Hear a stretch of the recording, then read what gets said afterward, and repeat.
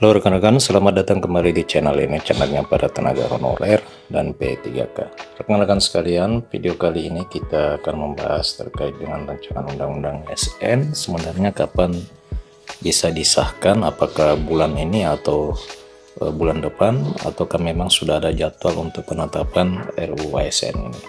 RUU ASN ini sangat penting buat para tenaga honorer, oleh karena memang di dalam RUU ASN ini mengatur terkait dengan nasib dan status tenaga honorer ke depannya. Honorer dan pegawai pemerintah dengan perjanjian kerja atau P3K saat ini pasti banyak yang makin penasaran tentang jadwal pengesahan rancangan undang-undang tentang perubahan undang-undang aparatur sipil negara. Kabar yang dihembuskan beberapa anggota panitia kerja RUU ASN Komisi 2 DPR RI bahwa undang-undang baru tersebut rencananya akan disahkan bulan Agustus ini. Itu yang sementara itu, Ketua Forum Honorer K2 Tenaga Teknis Administrasi menyebutkan dan mengkhawatirkan apakah memang bulan ini RUU ASN ini bisa disahkan atau tidak. Yang mengungkapkan bahwa pengesahan RUU ASN ini menjadi penentu masa depan honorer K2 Teknis Administrasi pada khususnya. Dari informasi sejumlah panitia kerja RUU tentang perubahan undang-undang aparatur sipil negara, seperti yang saya muat di beberapa video sebelumnya, pernyataan itu mengatakan bahwa honorer yang memiliki masa kerja di atas 10 tahun itu akan diupayakan untuk bisa diangkat menjadi aparatur sipil negara P3K secara otomatis.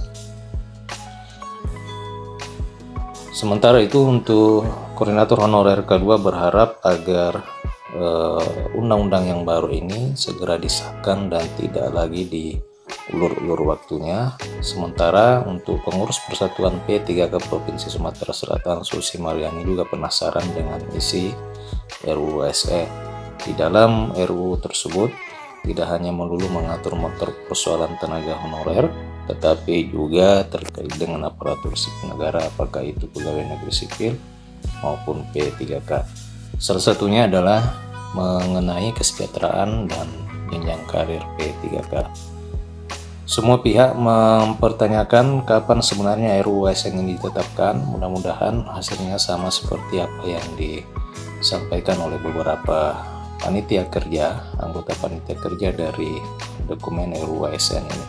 Sebelumnya, 3 panitia kerja RUU ASN memastikan bahwa di dalam draft dokumen RUU ASN itu mengatur terkait dengan pengangkatan honorer menjadi P3K itu lebih mudah. Artinya seleksinya hanya berdasarkan tes observasi.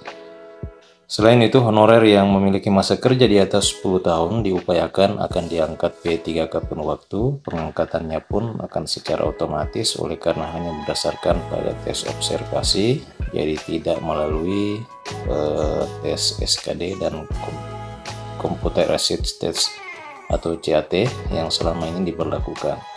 Wakil Ketua Komisi 2 DPR RI Syamsu Rizal setidaknya menyebutkan ada 3 usulan komisinya. Yang pertama adalah mengangkat semua honorer menjadi P3K, kemudian yang kedua adalah mengupayakan agar nanti ada juga dana pensiun dan P3K. Ini akan terus dibunyikan oleh Komisi 2 DPR RI agar P3K bisa mendapatkan pensiun seperti dengan pegawai negeri sipil lainnya. Sementara itu, untuk usulan ketiga adalah jenjang karir P3K yang berdasarkan RUU ASN ini diperbolehkan dan mendapatkan hak untuk bisa menduduki jabatan-jabatan tertentu di pemerintahan. Jadi nantinya antara PNS dan P3K ini tidak terlalu berbeda dan tidak memiliki kesenjangan yang terlalu jauh yang seperti selama ini yang kita lihat. Diketahui bersama bahwa selama ini P3K itu tidak memiliki hak tunjangan pensiun dan juga tidak memiliki hak untuk bisa menduduki jabatan-jabatan tertentu di pemerintahan.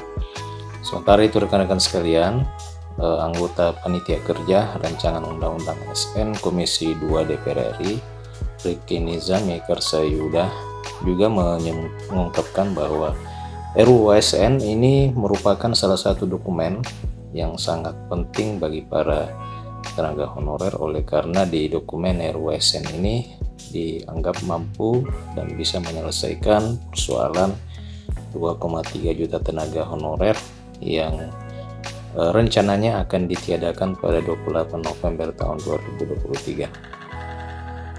Ia menegaskan bahwa peraturan pemerintah nomor 49 tahun 2018 tentang manajemen P3K telah mengamanahkan bahwa per tanggal 28 November tahun 2023 memang sebenarnya tidak akan ada lagi status tenaga honorer kecuali P3K dan PNS.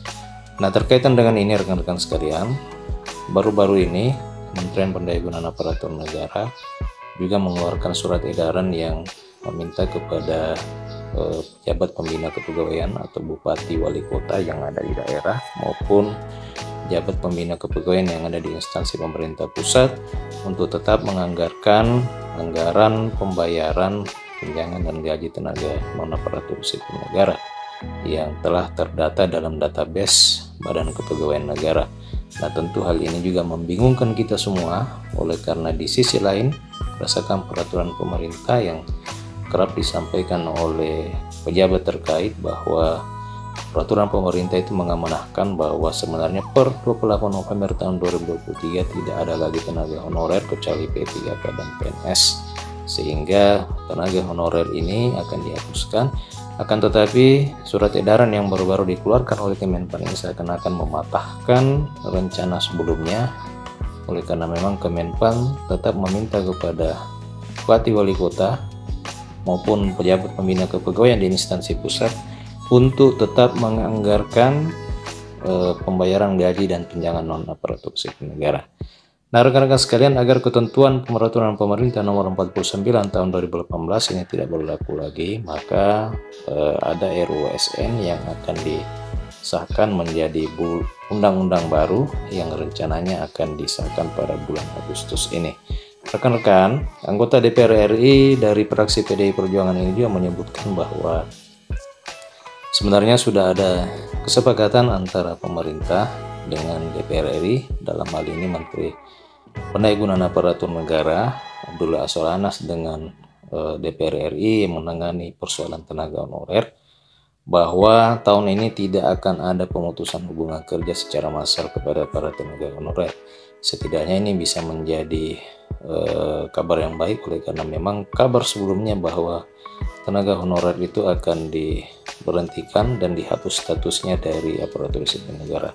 Kesepakatan itu pun sudah dilaksanakan Menpan RB dengan melakukan surat edaran per tanggal 25 Juli. Surat tersebut telah meminta, seperti apa yang saya katakan tadi, surat edaran tersebut meminta kepada pembina kepegawaian instansi pusat dan daerah untuk memperjelas status serta kedudukan ex honorer kedua maupun tenaga non-ASN, sehingga dia meminta untuk pejabat pembina kepegawaian tetap mengalokasikan gaji honorer tanpa mengurangi pendapatan para ex kedua dan tenaga non-ASN yang telah terdata di dalam database BKN. Demikian rekan-rekan berita pada video kali ini. Terima kasih telah menyaksikan. Sampai jumpa di video berikutnya.